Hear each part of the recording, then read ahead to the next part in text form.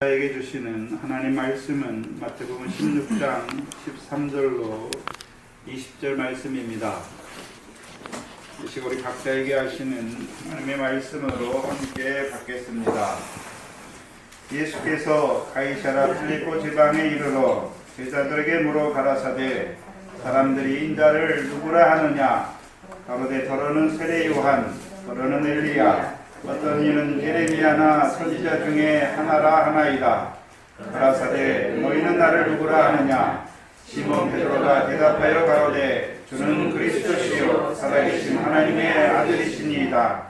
예수께서 대답하여 가라사대 하여나 시몬아 내가 복이 있도다. 이를 내게 알게 한 이는 혈육이 아니요 하늘에 계신 내 아버지시니라.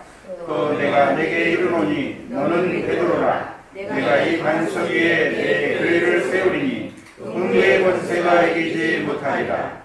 내가 천국 열쇠를 내게 주리니 내가 땅에서 무엇이든지 빌면 하늘에서도 예일 것이요 내가 땅에서 무엇이든지 풀면 하늘에서도 풀리리라 하시고 이에 제자들을 경계하사 자기가 그리스도인 것을 아무에게도 이르지 말라 하시니라. 아멘. 아멘.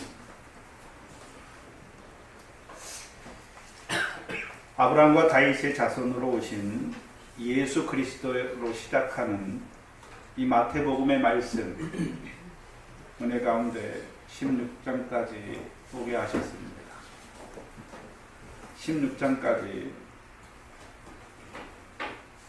온 거를 보는 게 아니라 이제 그 역사를 통해서 예수 그리스도께서 이 땅에 왜 오셨나, 그렇죠? 나와는 무슨 관계가 있나? 예수님 2000년 전에, 2000년 훨씬 넘게 전에 이 땅에 오셨지. 그리고 죽으셨습니다. 부활하셨는데 그것이 나와 무슨 상관이 있는지 그걸 알아야지. 군대 귀신 들린 자와 같이 말로는 하나님의 아들을 알아요. 그러나 자기와 어떤 상관이 있는지를 알지 못하는 자들. 저와 여러분도 원래는 알지 못하였지 않습니까? 알지 못하였어요. 하나님을 아버지라 부르면서 그 아버지 하나님이 어떻게 나의 아버지인지 예수 그리스도를 주로 고백하면서 예수가 뭐고 그리스도가 뭐고 그 예수를 통해서 내게 어떤 역사를 이루셨는지 그리스도를 통하여 나에게 무엇을 더하여 주셨는지를 알지 못하는 자였습니다. 먼저 깨닫는 자들을 통해서 나타내 주셨고 특별히 이 마태복음을 통해서 이제 믿음이 자라나는 자들은 주님께서 이 땅에 오셔서 그 하신 일이 그때 그 백성 앞에서 하신 것이 아니라 나에게 이루신 일이 돼야 하는 것이죠. 그게 믿어지는 것이죠. 그래야 이 마태복음의 말씀이 내게 하시는 생명의 말씀이 되는 것입니다. 그럼 왜 예수 그리스도께서 아브라함과 다윗의 자손으로 오셔야 합니까? 구약에 노아도 있고 많지 않습니까? 근데 왜 아브라함과 다윗의 자손입니까? 이번에 다시 마태복음 1장부터 4장을 했는데 저희 교회에서 마태복음 1장 4장 했지 않습니까? 그리고 심양에 가서 또 한번 대충이지만 한 6시간 정도 했어요.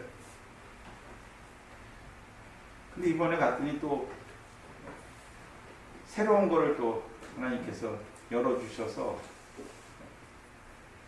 하나님의 말씀이 이렇게 깊구나, 넓구나, 내가 이렇게 무지하구나, 내가 하나님의 말씀을 증거하는 자라고 하면서 내가 이렇게 하나님의 말씀에 무지하구나. 참. 중국 가면 제가 은혜를 끼치는 게 아니라요, 은혜를 받습니다. 물론 그분들도 받지요. 근데 저는 하나님께서 은혜를 더해 주셔서 이번에도 얼마나 감사했든지 몸은 피곤하지요. 5시부터 일어나서 9시 반까지. 밥 먹는 시간 한 1시간에서 1시간 반, 점심 때만 2시간. 그렇게 계속 합니다.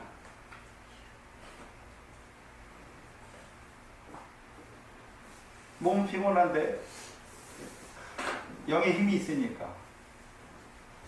또 성도들이 우리 전도사님 아프면 안 돼서 막 기도하셨잖아요. 기도하시니까 이제 목은 괜찮더라고요. 근데 통역하는 전도사님이 또 목이 아프셔가지고 목요일 정도 돼서.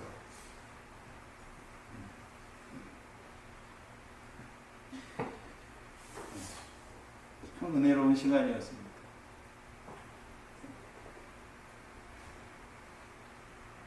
우리가 했던 말씀인데, 저를 통해 증거하신 말씀인데, 다시 돌아보니까 또 새로워지고, 또 더해지고. 왜 아브라함과 다윗의 자손으로 오셨습니까? 우리가 잘 아는 고린도후서 1장 20절. 하나님의 약속들은 예수 그리스도 안에서 이해가 되게 하신다.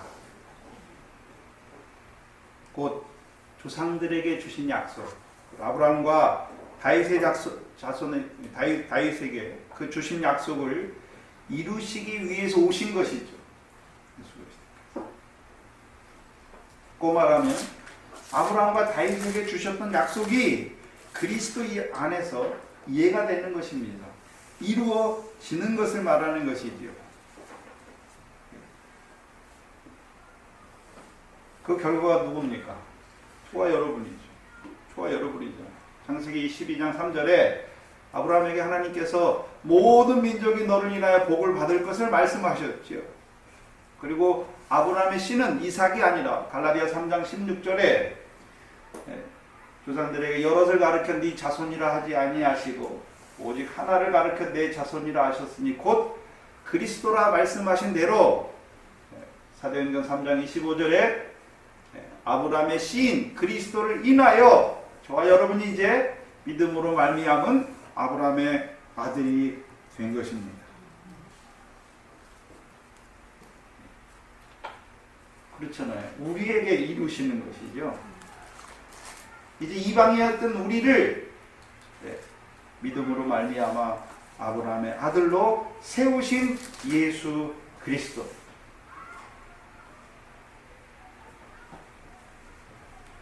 그래서 이제 저와 여러분이 아브라함의 자손입니다. 아브라함의 자손은 아브라함과 같이 어디를 바라보는 자입니까? 본향을 바라보는 자입니다. 본향. 우리가 돌아갈 곳. 왜 본향입니까? 거기서 왔으니까 거기로 돌아가는 것입니다.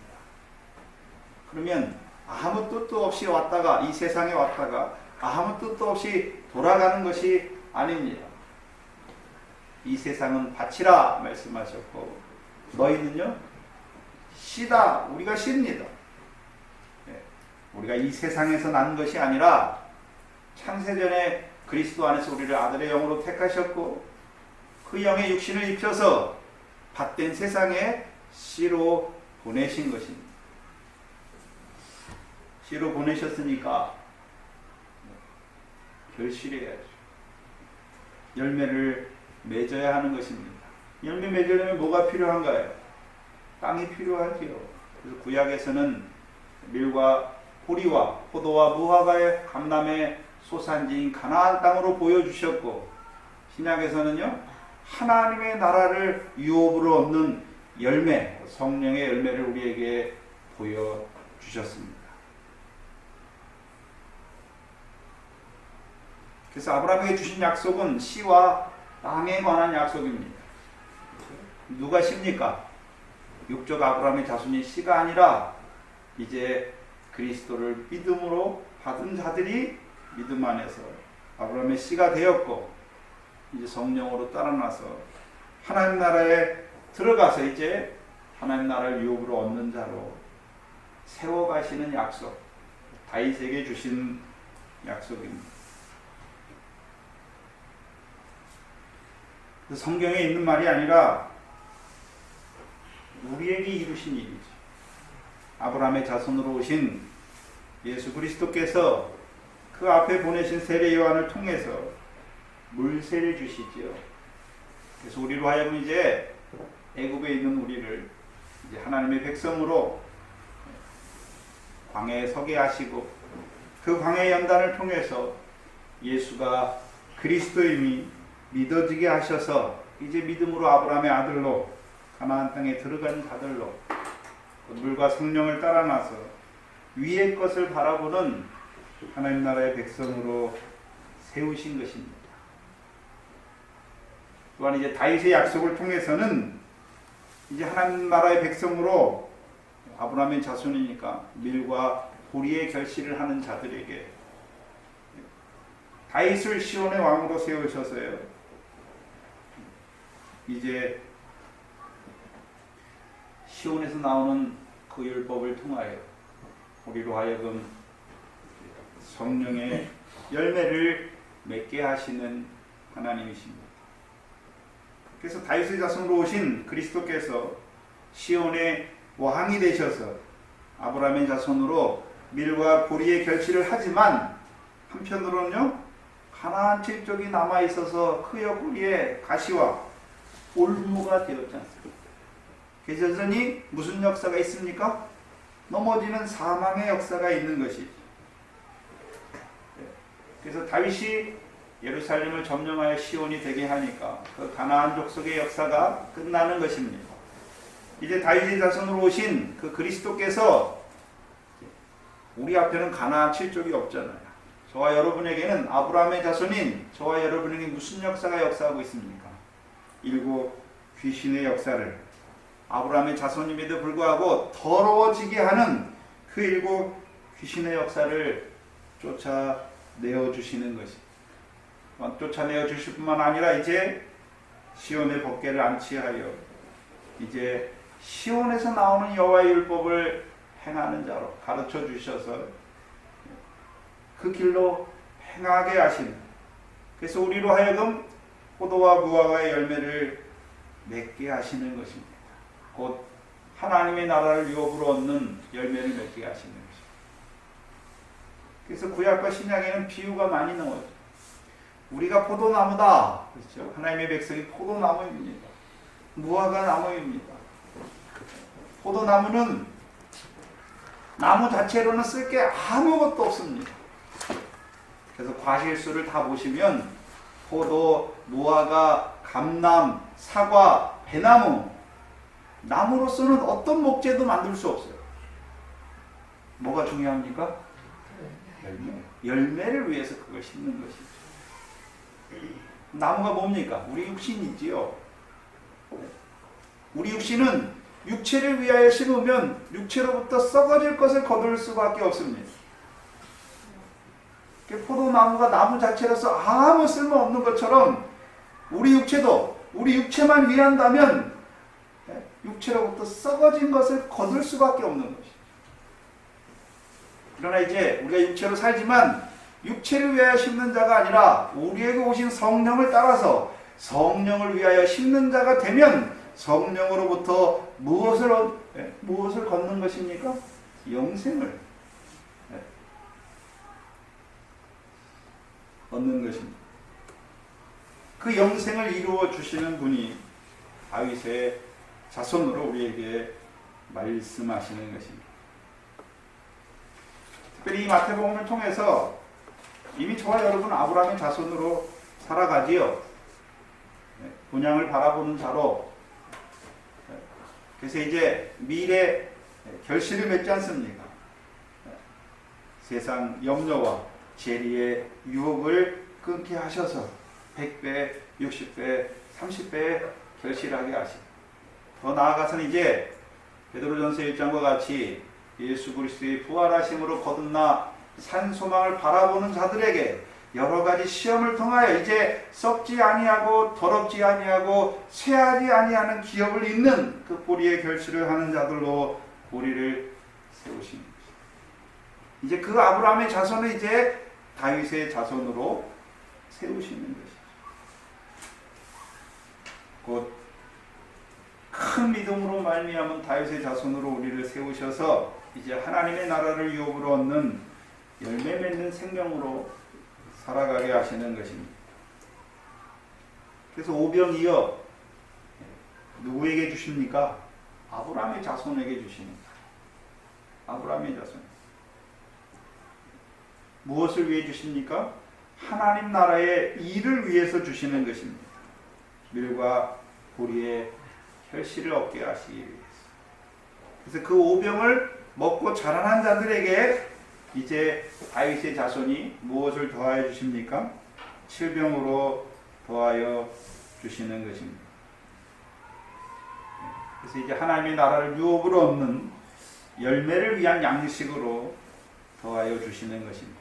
근데 누구에게 주십니까? 문제가 거기 있어요. 누구에게 주십니까? 아무에게나 주시는 것이 아닙니다. 먼저 누가 주십니까? 신약에서는. 구약에서는 다윗이 법궤를 시온에 안치했지만 신약에서는요, 다윗의 자손으로 오신 그리스도께서 시온에 세우신 모퉁이 돌이 되신 그 그리스도 예수께서 우리에게 더하여 주시는 것입니다. 이번에 거기 처음 오시는 분들이 한 3-4명 되셨어요. 3분 정도 있었나요? 그래서 예수가 그리스도, 그리스도 예수, 그리스도의 십자가, 나사렛 예수, 그걸 풀었죠. 그랬더니 처음에 막 질문을 해요. 다 똑같지 않죠? 예수나, 예수 그리스도나, 그리스도 예수나. 근데 말씀을 듣더니, 네. 3-4일째 지나가더니 깨달아가지고, 이제 성령 세례가 뭔지 알게 되었다. 예수가 그리스도란 뜻이 뭔지 알게 되었다.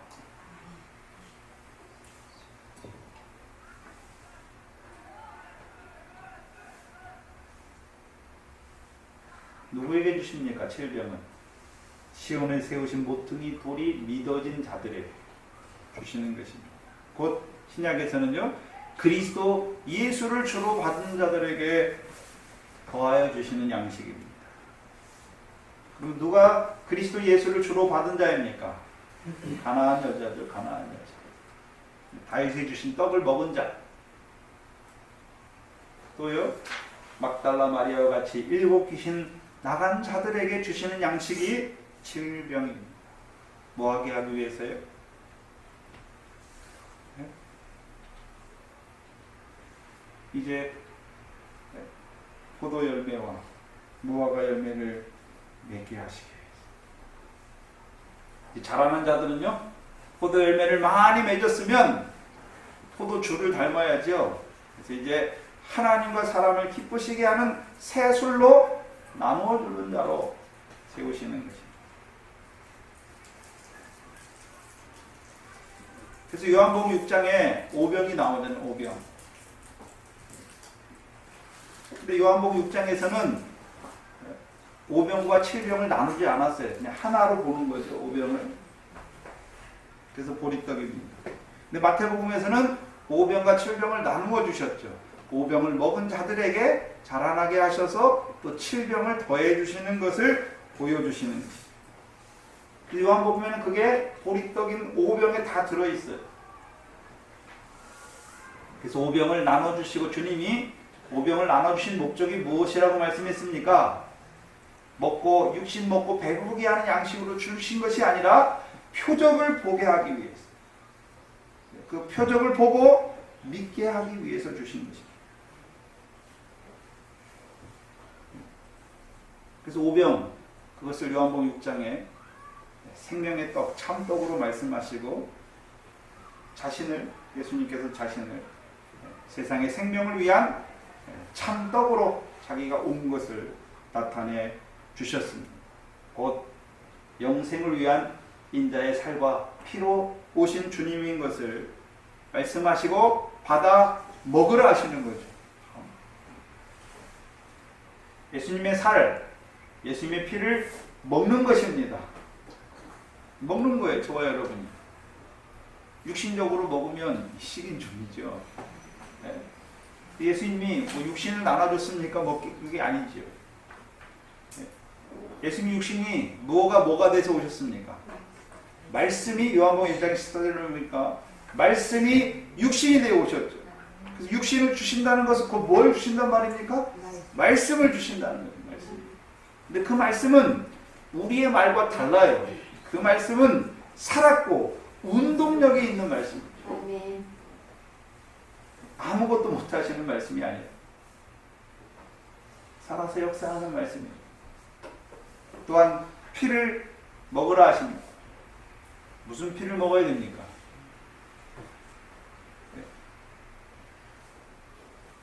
육신의 피를 말하는 것이 아니라 우리를 위하여 흘리신 그 피를 믿는 것입니다. 믿는 거죠. 예수님께서 십자가에 죽으실 때 뭐라 말씀하십니까? 저들을 사하여 주시옵소서. 자기의 하는 것을 알지 못함이니라. 우리가 회개하니까 사해 주는 것이 아니라 이미 사해 주시고 불러서 회개하게 하시는 것입니다.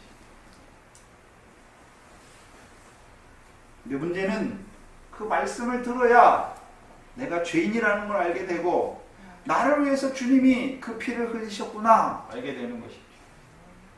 그것은 예수의 십자가의 피고 이제요 그 예수를 믿음으로 이제 아브라함의 자손된 자들도 또 죄를 짓지 않습니다. 오늘도 그리스도의 그 십자가의 피로 그 성령의 핏부름으로 우리에게 뿌려주시는 그 주님을 믿는 것입니다. 그게 먹는 것입니다. 먹는 자는요 발이 깨끗해지는 것이죠.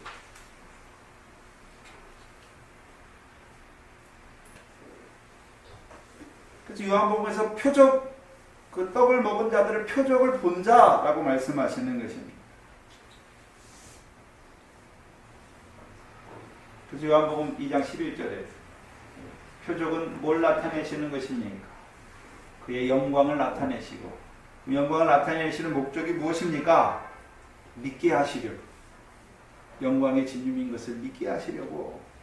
그럼 주님만 영광스럽다 그걸 보라는 것이 아니라 그 영광으로 우리를 초대하셔서 부르셔서 사귀게 하셔서 우리도 주님의 영광으로 우리의 낮은 몸을 변하여 그 영광의 몸의 형체와 같이 세우시는 것입니다.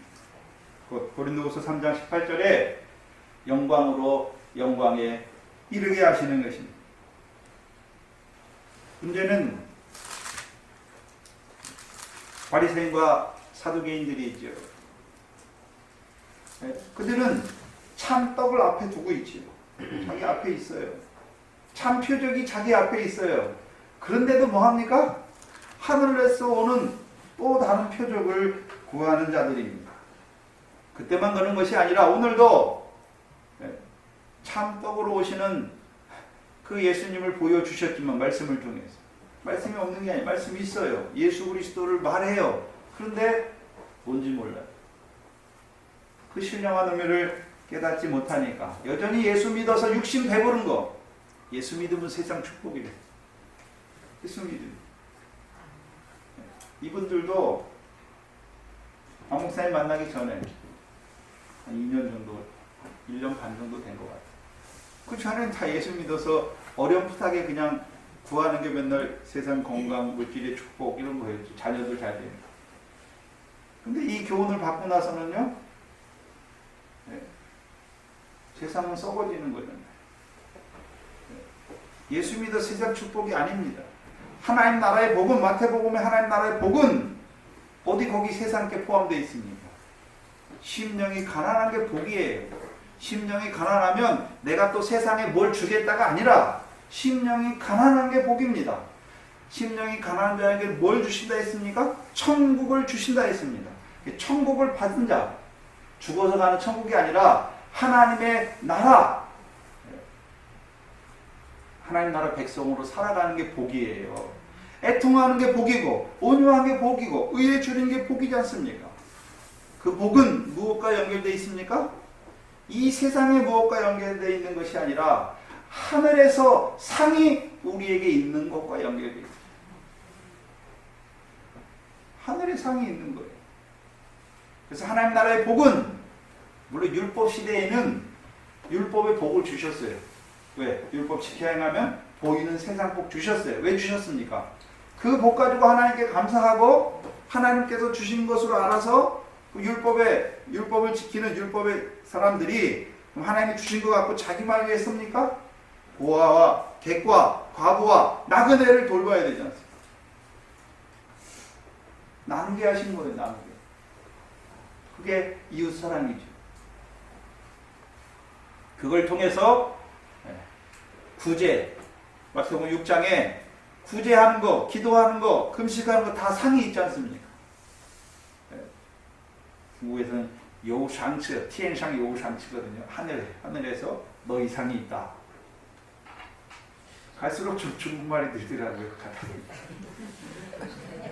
근데 제가 대학을 졸업한 지 거의 20년 가까이 돼서 쓰는 걸 다 잃어버렸어요. 중국어를 안 하니까. 근데 들으니까 또 듣는 건 되더라고요.听은 되더라고요. 그래서 갈 때마다 조금씩 넣습니다. 그래서 주제가 뭐냐면요. 在天上有赏赐, 하늘에서 너의 상이 있다. 그게 하나님 나라 백성이다. 우리는 이 세상에 있는 게 아니에요. 바리새인과 서기관들은 외식하잖아요. 왜요? 이 세상에서 사람의 칭찬과 영광을 받는 거예요. 그들이 하나님 말씀 없는 게 아니에요. 있어요.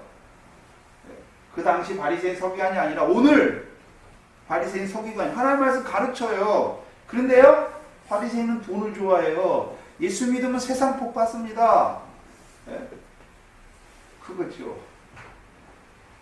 거짓말하는 거, 외식함으로 거짓말하는 거예요. 물론 율법 시대에는 세상 복 주셨습니다. 그러나 예수 그리스도께서 오셔서 계속 율법 시대입니까? 율법을 따라 드리는 걸 폐하셨습니까? 폐하셨잖아요. 율법을 따라 드리는 걸 폐했어요. 그리고 이제 율법을 새롭게 해석해 주셨죠. 구약에서는 형제를 살인하는 게 살인죄예요. 근데 신약에서 주님께서는요, 형제를 미워하는 게 살인죄다. 여자를 보고 음욕을 품는 게 간음죄다 말씀하셨잖아요. 구약의 율법이 아니에요. 새 계명으로 주신 거예요. 그럼 살인죄, 우리가 형제를 미워하면 죽어야 됩니까? 아닌 것 같습니다. 내가 너희를 사랑한다 라고 말씀. 어떻게 해요? 피 흘려 주시는 거죠.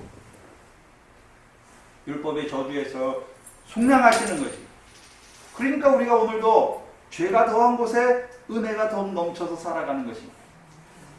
그게 저와 여러분은 물고기가 바닷물 먹듯이, 그 죄를 물 먹듯이 먹고 살아가요. 하나님 백성. 근데 왜 안 죽습니까?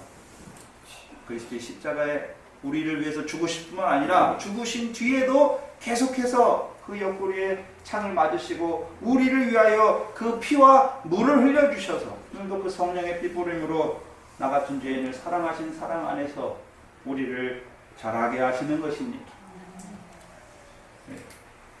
구약에서는 우리가 하나님 사랑해야 되고 우리가 형제를 사랑해야 돼요. 새 계명에서는요, 예수님께서 주신 계명은 우리 보고 하나님 사랑하라는 말이 없어요. 내가 너희를 사랑한 것 같이 그 사랑을 입은 자들은 나가서 뭐 해야 됩니까? 서로 사랑하는, 서로 사랑. 지금도 우리가 하나님을 사랑한다고 미친 소리예요. 그건. 마귀의 말이에요. 하나님 말이 아니에요. 우리가 사랑할 수 있습니까, 하나님? 구약에서 하나님 어떻게 사랑하셨습니까? 마음을 다하고 뜻을 다하고 목숨을 다하고. 그럼 여러분 목숨 다해서 하나님 사랑하십니까? 매일매일? 마음 다해서 하나님 사랑하십니까? 못하지 않습니까? 다 죄예요. 못해요. 하나님 사랑 못해요. 어떻게 피조물인 인간이 능력이라고 해봤자 한 100kg, 120kg 드나요? 지식이라고 해봤자 여러분이 배워봤자 세상에 얼마나 아십니까? 하나님이 지으신 피조물에 대해서 알면 얼마나 아십니까? 아주 똑똑한 사람도 세상 알아봐 자기 분야밖에 몰라요. 몰라요, 하나님. 100km도 못 돌아요, 우리는. 근데 하나님 오늘도 이 지구를 운행하시고 만물을 하나님의 말씀으로 붙드시지 않습니까? 공중의 새에게 누가 먹이 줍니까? 여러분이 가서 줬나요? 오늘 땅에 풀이 나잖아요. 왜요? 내라 하셨으니까. 땅은 풀과 씨 맺는 채소와 열매 맺는 과목을 내라. 물은 물고기로 생육하고 번성케 하라.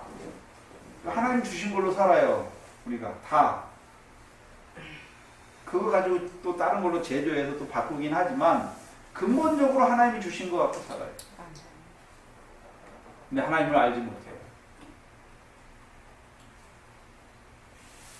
근데도 하나님 우리를 사랑하세요.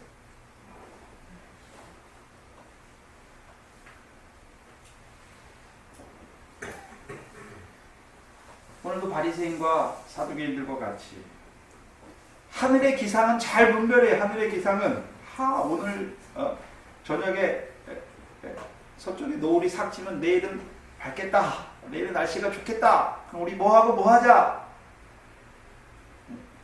하늘의 기상은 잘 분별해. 근데 문제는요, 하나님 백성은 이 세상 일하라고 살아가는 게 아니지 않습니까? 시대의 표적을 분별해. 시대의 표적.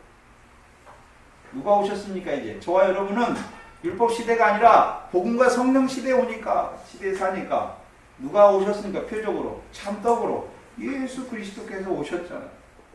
그 떡을 먹는 자로 살아가야죠. 그게 시대의 표적을 따르는 삶이에요. 그래서 오늘 예수 믿지만 천기의 기상은 잘 분별해요. 다른 말로 하면 육신에 뭐 먹고 살까? 목숨을 위하여 무엇을 먹고 무엇을 마시고 살까? 그거는 잘 알아요. 그런데요, 인자의 살과 피로 오신 그 주님, 그건 잘 알지 못해요. 그러니까 인자의 살과 피를 먹으면 영생하는데 그 시대의 표적을 보지 못하니까 육신만 위해 사는 것입니다.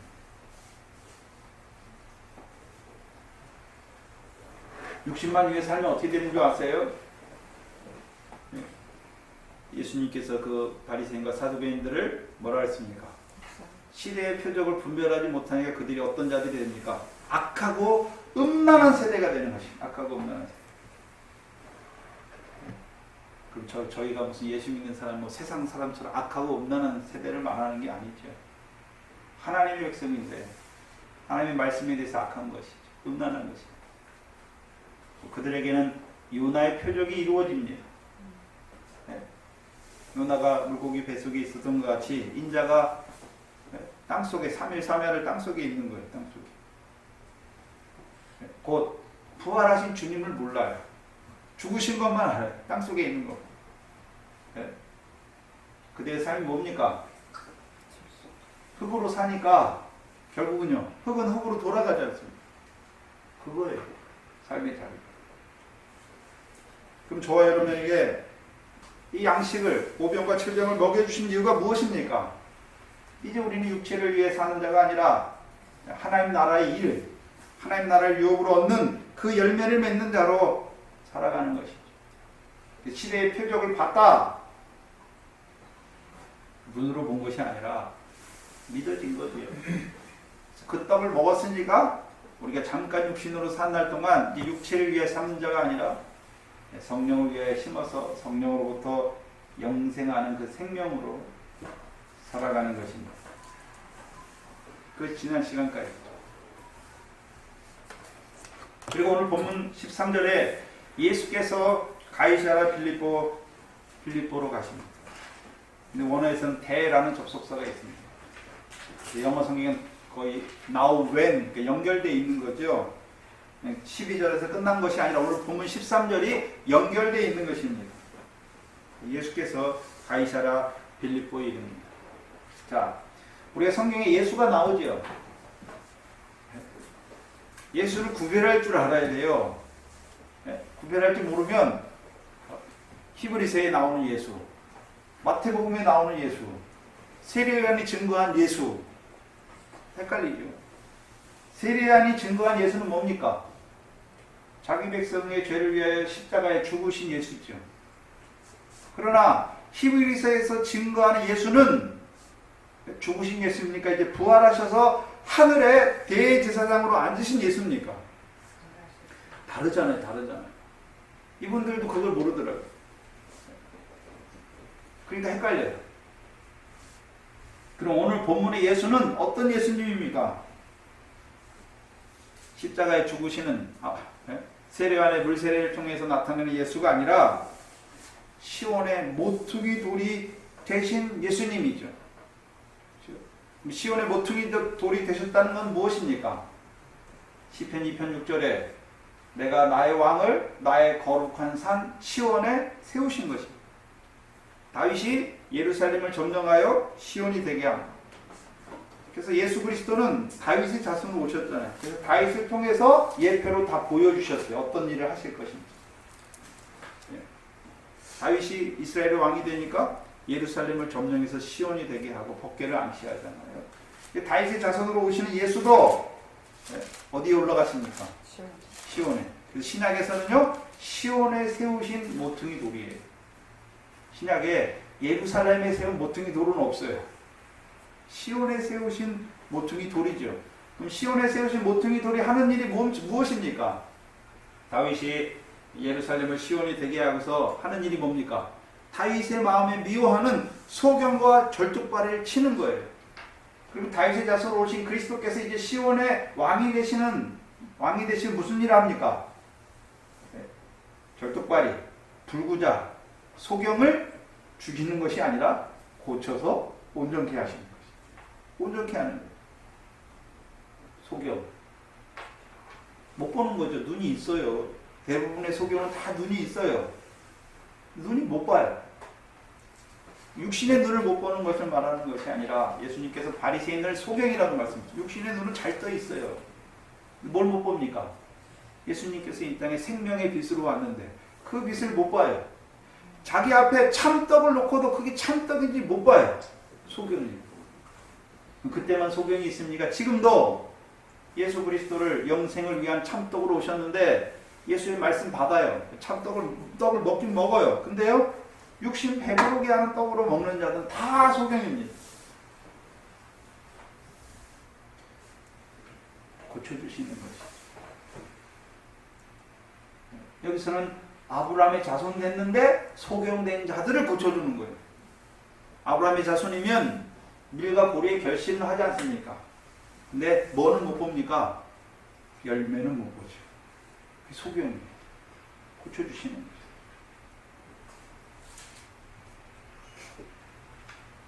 그럼 고치실 뿐만 아니라 이제 그 시온에 세우신 모퉁이 돌을 믿는 자들에게 칠병을 주셔서 그 칠병을 먹은 자들로 하여금 독사의 교훈, 바리새인과 사두개인의 교훈이 무엇인지 그들의 교훈을 들으면 요나의 표적이 임해요.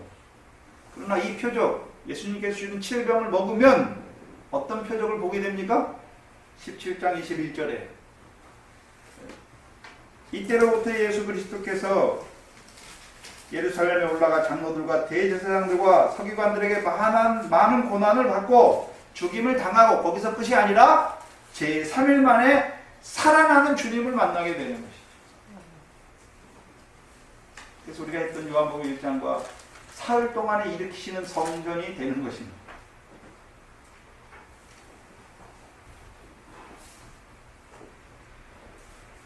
우리에게 칠병을 먹어 시온에 세우신 모퉁이 돌이 되셔서 일곱 귀신의 역사를 멸하실 뿐만 아니라 우리에게 칠병을 주시고 이제 뱀들, 바리새인과 서기관들의 교훈을 분별하게 하셔서 하신 주님께서 어디로 가십니까? 가이사랴 빌립보로 가시는 것입니다. 우리가 한 가지 봐야 되는 것은 그럼 주님이 혼자 가십니까? 혼자 가시는 것입니까? 제자들이 항상 가잖아요. 제자에게 무슨 말씀 주셨습니까? 나를 따르라. 그럼 그때만 제자들이 있습니까? 지금도 우리가 제자입니까? 지금 우리가 제자잖아요. 그럼 따라야죠. 어디 있는데요? 보입니까? 아니죠. 말씀을 통해서 우리를 어디로 인도하십니까? 오늘 어디로 가십니까? 가이사라 필립보로. 그럼 우리도 예수님의 제자라면 이 말씀을 통해서 우리도 가이사라 필립보로 우리를 인도하시는 거예요. 가이사라 필립보로 인도하는. 지금 우리가 따라가야지요. 그때 예수님의 제자들이 따라한 것이 아니라 마태복음의 말씀을 쭉 먹었으면 지금 우리가 가이사라 필립보로 올라가는 주님을 따라서 우리의 믿음도 가이사라 필립보로 올라가야 하는 것입니다. 그래서 구약에서 제가 창세기를 하면서 믿음의 조상들 아브라함, 이삭, 야곱의 여정 가는 곳 장소가 얼마나 중요한지 보여주셨다. 아무 데나 가는 게 아니죠. 하나님 인도하시죠. 예수님도 아무 데나 가는 게 아니에요. 예수님이 가는 곳에는 항상 제자들을 데려가시니까 그곳에서 어떤 일을 하시죠? 왜요? 제자들에게 가르치시는 거죠. 깨닫게 하시는 거죠. 주님이 하시는 일이 뭔지. 그리고 주님만 그 일을 합니까? 제자들도 그 일을 하는 자로 이제 보내십니까? 보내시는 거예요. 보내시는 거예요. 이제 우리가 자라났으면 이제 오병과 먼저는 물세에 두어서 예수의 십자가 믿어지게 하고 나왔어요. 광야 연단, 만나와 반석, 육신을 위한 양식이 아니라 이제 신령한 식물과 신령한 음료로 먹고 마시게 해서 요단강 성령 세례 받게 해서 하나님 나라에 들어오게 해서 이제 하늘의 거 바라보는 자로 세우고 이제요 오병을 통하여 하나님 나라 일을 이루게 하시고 이제 오병을 먹고 자라는 자들에게 칠병을 주고 칠병을 먹은 자들에게 이제 독사의 교훈을 분별하게 해서 이제 그들을 어디로 인도해야 됩니까? 가이사랴 빌립보에. 이 제자들만 따라가는 거 보지 말고 오늘 나를 가이사랴 빌립보로 인도하시는 거다. 왜 가이사랴 빌립보입니까? 왜 제자들을 가이사랴 빌립보 지방으로 인도하시는 주님이 가는 것이 아니라 주님이 아시는 거예요. 자기 제자들이 항상 자기를 따르니까 이제 이들을 데리고 어디로 가십니까? 가이사랴 빌립보. 그러면 가이사랴 빌립보로 가려면 7병만 먹으면 됩니까? 아니면요? 바리새인과 사두개인의 교훈이 무엇인지를 분별해야 됩니까? 예수님께서 가는 도중에 마가단에서 가이사랴 빌립보로 가는 도중에 바리새인과 사두개인이 와서 시험하잖아요. 시험. 하늘로서 오는 표적을 구하잖아요. 표적을 앞에 두고 참 표적을 앞에 두고 하늘로서 오는 표적을 구하죠. 그래서 그 바리새인과 사두개인이 어떤 자라는 나타내 줬잖아요. 너희도 바리새인 사두개인 교훈 받으면 교훈이 들어오면 천기는 분별하면서 시대의 표적을 분별하지 못하는 자가 되고 결국 그의 삶이 악하고 음란한 세대가 되고 결국 요나의 표적이 저에게 임하는 그 삶을 보여주시는 거예요. 그리고서 바리새인과 사두개인이 누구인지 보여주시고 길을 가시면서 바리새인과 사두개인의 누룩을 주의하라. 그러니까 제자들이 떡을 안 가져갔나 보네. 이거 막 근원하게 예수님께서 내가 떡에 관해서 말함이 아닌 줄 너희가 어찌 알지 못하느냐. 이 믿음이 적은 자들아 말씀하셨죠. 그리고 다시 말하니까 그제야 제자들이 떡에 관한 말씀이 아니라 바리새인과 사두개인의 교훈인 줄 깨달았다 말씀했잖아요. 그럼 이제 제자들이 7병만 먹을 뿐만 아니라 7병을 먹은 자들을 시험하는 오늘도 시험하는 그 바리새인과 사두개인의 교훈을 분별할 줄 아는 자들이 된 거예요. 그들을 이제 어디로 데리고 가십니까? 가이사랴 빌립보로 인도하시는 것입니다. 성경의 가이사랴 빌립보는 가이사랴가 두 군데 가이사랴가 해변에 가이사랴가 있고 여기는 산악 지역의 가이사랴. 그래서 그걸 구별하기 위해서 분봉한 헤롯이 가이사랴 빌립보라고 쓰는 거죠. 이곳은 명칭이 중요한 곳이 아니라 지리적 위치가 너무나 중요한 곳이에요. 지리적 위치. 갈릴리 호수 북방 40km 지점에 있는데 팔레스타인 지역에서 가장 아름답고 풍요로운 곳 중에 한 곳입니다. 우리가 잘 아는 헤르몬산, 헐몬산 중턱에 있는 거예요. 그럼 왜 헤르몬산, 헐몬산 중턱에 있는 곳으로 제자들을 데려가십니까? 이 가이사랴 빌립보를 거쳐야 17장에 따로 높은 산에 올라갈 수 있는 거예요. 곧 헤르몬 산에 이르게 하는 거죠. 그래서 우리가 시편 133편에 시온의 복이 어디서부터 내립니까? 헐몬산의 이슬이 시온에 내리잖아요. 그렇죠?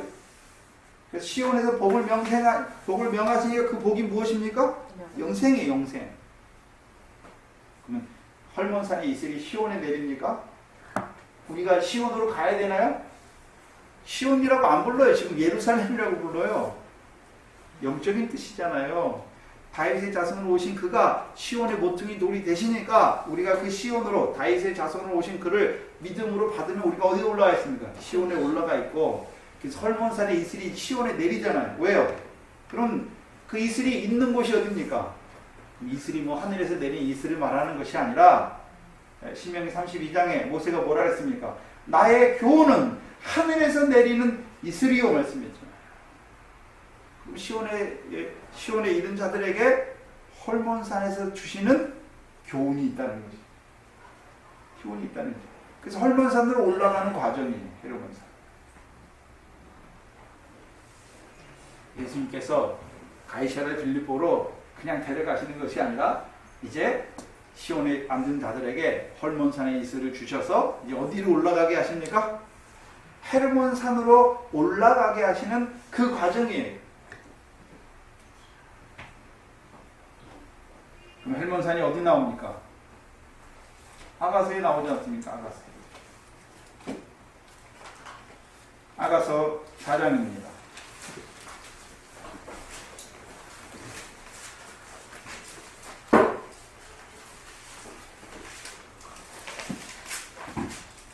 (7절에) 7절 이하에 나의 사랑 너는 순전히 어여뻐서 아무 흠이 없구나. 나의 신부야. 너는 레바논에서부터 나와 함께 가고 레바논에서부터 나와 함께 가자. 함께 하고 레바논에서부터 나와 함께 가자. 아마나와 스닐과 헤르몬 꼭대기에서 사자굴과 표범산에서 내려다 보아라. 그럼 내려다 보려면 어디로 가야 됩니까? 올라가야 되잖아요. 아마나, 스닐, 그리고 헤르몬산 꼭대기까지 올라가야지 내려다 볼 거 아닙니까? 그럼 누굴 데리고 올라갑니까? 신부잖아요, 신부. 그래서 그리스도가 신랑이고 저와 여러분이 누굽니까? 신부. 그래서 신부된 자들을 어디로 데리고 갑니까? 헤르몬산 꼭대기죠. 그러면 신부는 어떤 자가 신부입니까? 이 본문에 보니까 순전히 어여뻐서 아무 흠이 없는 자가 신부입니다.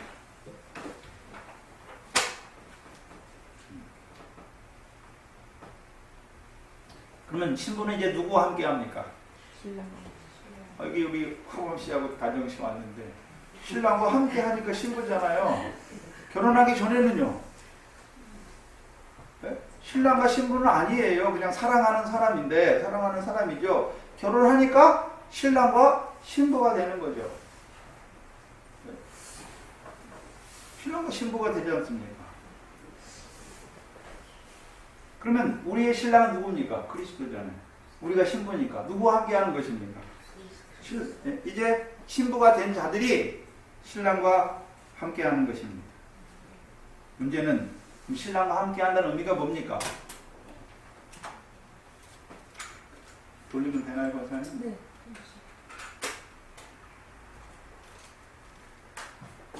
이제 신랑과 신부가 함께 하면 무슨 역사가 생깁니까? 생명, 자녀를 낳잖아요. 생명의 역사가 생기잖아요.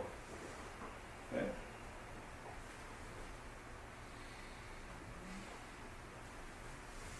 육적인 남녀가 신랑 신부가 돼도 육적인 생명의 역사가 있잖아요. 그러면 그리스도가 신랑이고 우리가 신부면 이제 함께하기 전까지 누이예요. 나의 누이, 아가서의 나의 누이, 나의 누이로 그러잖아요. 근데 신부로 자라나서 그리스도와 함께하면 동치매니까 뭐를 낳습니까? 생명의 역사 낳잖아요. 생명의 역사. 그래서 오늘 본문 뭡니까? 이 빌립보에서 베드로가 뭐라고 고백합니까? 주는 그리스도시요 살아계신 하나님의 아들이다 고백하니까 주님께서 뭐라 합니까 이제? 바요나시고 바요나 시몬아 내가 복이 있도다. 내가 이 반석 위에 뭐를 세운다고요? 내 교회를 세우겠다. 그럼 신약의 교회가 건물입니까? 아니 사람이잖아요. 사람. 이제 베드로가 무슨 역사합니까? 생명의 역사하는 거예요. 생명의 역사. 그럼 신약에서는 누가 신부입니까? 네? 순전하고 어여뻐서 흠이 없는 자가 신부인데 그럼 신약에서는 누가 신부입니까? 시온에서 올라왔잖아요. 시온에서 세우신 모퉁이 돌이 믿어졌다는 것을 에베소 말씀을 통해서 제가 뭐를 풀어주셨습니까? 그리스도 예수를 주로 받았지 않습니까? 그리스도 예수를 주로 받은 자들 그러면 시험이 없습니까? 바리새인과 사두개인의 시험 곧 칠병을 먹은 자들 육체의 소욕으로 육체의 일을 하게 하여서 하나님의 나라를 얻지 못하게 하여서 네? 어떤 자로요? 요나의 표적이 임하는 자로 세우는 그것을 멸한 자가 그 육체의 소욕과 성령의 소욕이 우리 안에 싸우는데 이제 육체와 함께 정과 욕심을 십자가에 못 박았어요. 네? 그럼 흠이 있습니까 없습니까 이제? 전에는 우리 속에 육체와 함께 정과 욕심, 육체의 소욕, 성령의 소욕이 있었어요. 그런데 그리스도 예수의 사람이 되었어요. 성령의 육체와 함께 정과 욕심은 십자가에 못 박았어요. 그 다음부터는 육체를 따라 삽니까? 이제 성령을 따라 살고 성령을 따라 행하는 성령의 사람이 되었습니다. 성령의 사람이 되었잖아요. 그러면 더러운 게 있습니까? 없습니까? 없어요. 흠이 없는 거예요. 그리스도 예수의 사람. 근데 그리스도 예수의 사람도 흠이 있죠. 십성을 받은 것. 그래서 정과 욕심을 못 박은 그리스도 예수의 사람을 누구라고 합니까? 신부라고 하는 거예요. 그것이 가이사랴 빌립보예요. 그럼 신부가 된 자를 가이사랴 빌립보에 그만둡니까? 이제 데리고 어디로 올라갑니까? 헤르몬산 꼭대기까지 올라가죠. 그래서 거기서 밑에 산들을 바라보게 하시죠. 바라보게 하시잖아요. 바라본다는 말이 무엇입니까?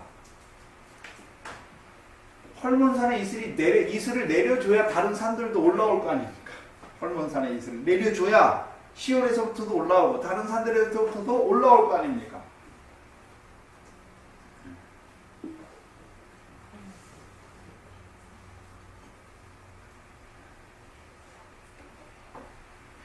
교회전에 교회. 구약에서는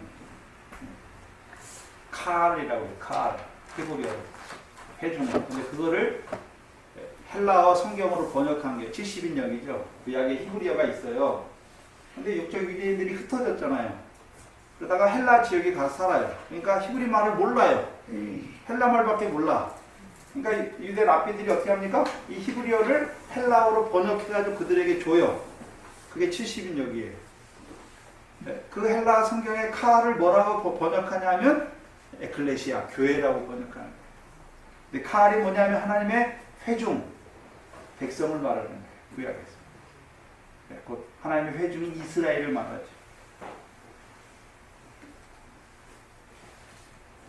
신약에서는요. 누가 회중입니까? 교회잖아요. 에클레시아는 부르심 받은 거예요. 우리가 나온 게 아니라 부르심 받은 것이죠. 신약에서는 누가 교회입니까? 누가 회중입니까? 하나님의 교회. 교회는 건물이 아니에요. 네? 부르심 받은. 우리가 교회잖아요. 에클레시아. 부르심 받은 자들이 교회예요. 건물이 교회가 아니라 건물이 예배당이고 우리가 교회예요. 성령이 거하는 우리가 하나님의 성전이에요. 신약에서는. 그래서 신약에서는 우리가 성령이 거하니까 우리가 하나님의 성전이고 또 우리를 부르셨어요. 성령을 따라라 하나님 나라 백성으로 부르셨으니까 우리가 누굽니까? 하나님의 교회예요. 또요? 교회는 그리스도의 몸이다 라고 말씀하죠. 삼중 구조로 말해요. 삼중 구조. 여러분이 누굽니까? 그리스도의 몸이에요. 또 하나님의 성전이에요. 하나님의 백성이에요. 교회라는 거죠.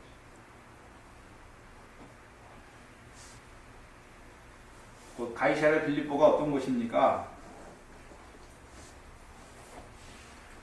이제 베드로를 고백하는 자로 세우는 거예요.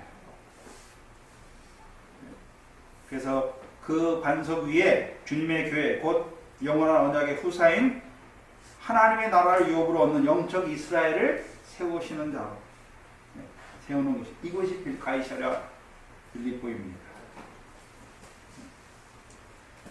제자들을 데리고 가이사랴 빌립보로 가는 것입니다. 근데 가이사랴 빌립보에서 시몬의 아들, 바요나 시몬이잖아요. 요나의 아들, 바는 아들이에요. 요나의 아들 시몬을 뭐라고 부르십니까? 베드로다.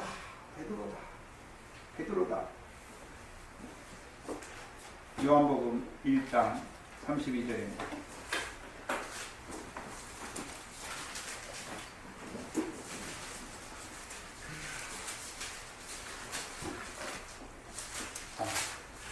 아, 41절 42절.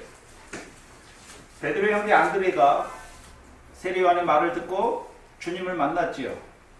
그리고서 돌아옵니다. 41절에 돌아와서 그가 먼저 자기 형제 시몬, 안드레하고 시몬하고 형제니까 형제 시몬을 찾아 말하되 예수를 만났다 합니까? 메시아를 만났다 합니까? 메시아. 우리가 메시아를 만났다. 메시아를 번역하면 그리스도다. 예수 만난 게 아니죠. 그리스도 만났어요.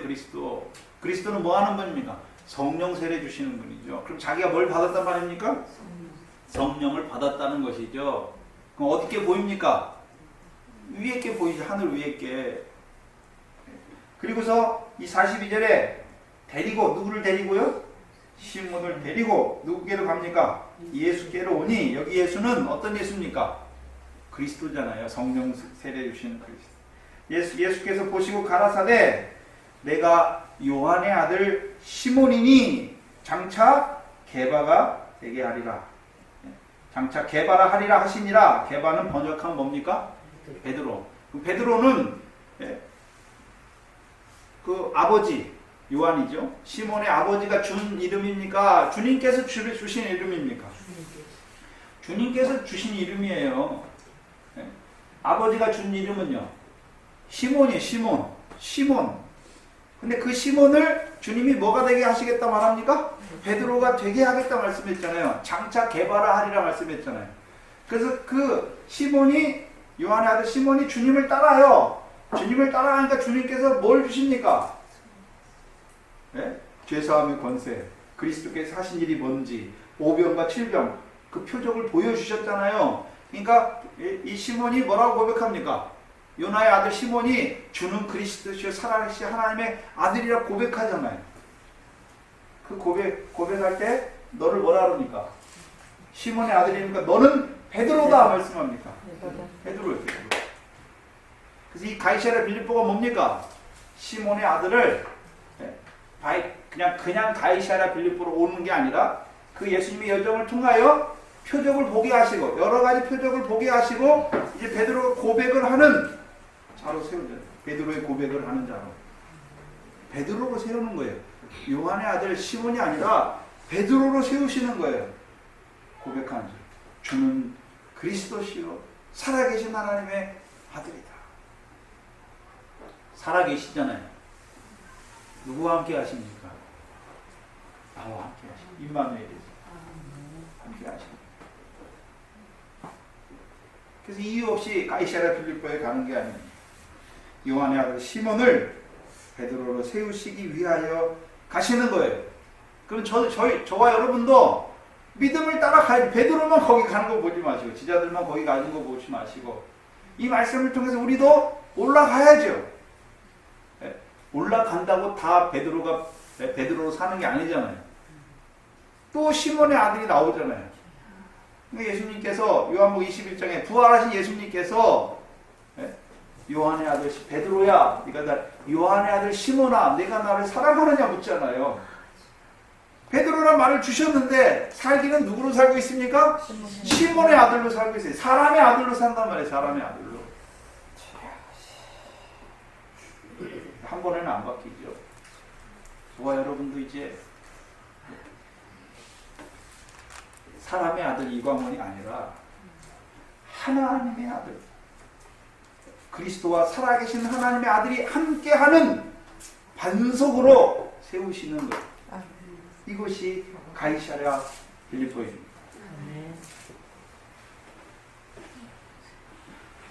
뭘 바라보는? 나를 반석으로 세워주신 주님, 세워주실 것인 주님. 이미 세워진 자들은 나를 이런 과정을 통해서 반석으로 세워주셨구나. 아직 세움받지 못한 자들은 이 말씀을 통해서 나도 가이사랴 필리포까지 인도하시겠구나. 나도 반석으로 세우시겠구나. 그것이 우리에게 주시는 하나님의 말씀입니다. 기도하겠습니다. 하나님 감사합니다. 무엇이간데 이처럼 사랑하여 주셔서 애과 같은 세상에 살던 썩어질 수밖에 없고 그 죄악 세상을 살아서 진노를 받을 수밖에 없는 자들에게 세례요한과 같은 종을 보내주셔서 예수의 관에서 말해주셔서 우리로 이제 믿어지게 하셔서 불세례 받게 하시고 그 광야의 연단을 통하여 이제 예수가 그리스도임이 믿어져서 이제 썩어질 세상 것이 아니라 세상에서 주의 택함을 입은 자로 그 하늘에 있는 상을 바라보는 자로 살려주신 것도 감사한데 그 오병과 칠병을 먹게 하셔서 이제 하나님 나라의 일을 이루게 하시고 이제는 그 가이사랴 빌립보를 우리에게 보여주셔서 우리로 그리스도의 신부로 세워가셔서 이제 그 생명의 역사를 하는 그 반석으로 세우시길 원하셔서 오늘도 이 말씀으로 함께해 주시니 감사합니다. 아버지 하나님 우리의 믿음 없음을 불쌍히 여겨 주시옵소서. 우리를 반석으로 세우시길 원하시지만 늘 요한의 아들 시몬으로 살아가는 우리를 불쌍히 여겨 주시옵소서. 하나님 앞에 나올 때 하나님께서 은혜 가운데 우리에게 주신 것들 가운데 구별하여 드린 11조 감사 주일은 하나님이 주신 것으로 하나 깨닫고 이제 나를 위하여 하늘의 포화로 쌓게 하신 아버지 하나님 감사합니다. 우리에게 이루어가는 모든 것들이 하나님의 은혜임을 고백하는 저희들 되게 하시며 이제는 성령의 함께 하심으로 말미암아 요한의 아들, 사람의 아들이 아니라 반석으로 살아가는 이 교회에 속한 권속들이 되게 하여 주시옵소서. 우리의 육신의 자녀들을 하나님께서 불쌍히 여겨 주시옵소서. 그들에게도 우리에게 주신 은혜를 더하여 주셔서 우리와 같이 그 믿음의 생명으로 달려가는 자들 되게 하여 주시옵소서. 이 교회를 주께서 세워주시고 이 영생의 말씀으로 함께 하시며 이제 또한 나누게 하시니 감사합니다. 이 교회가 이 사명을 감당할 수 있도록 늘 함께 하시고 은혜와 진리로 충만케 하여 주시옵소서. 예수님의 이름으로 기도하옵나이다. 아멘. 찬송가 188장입니다.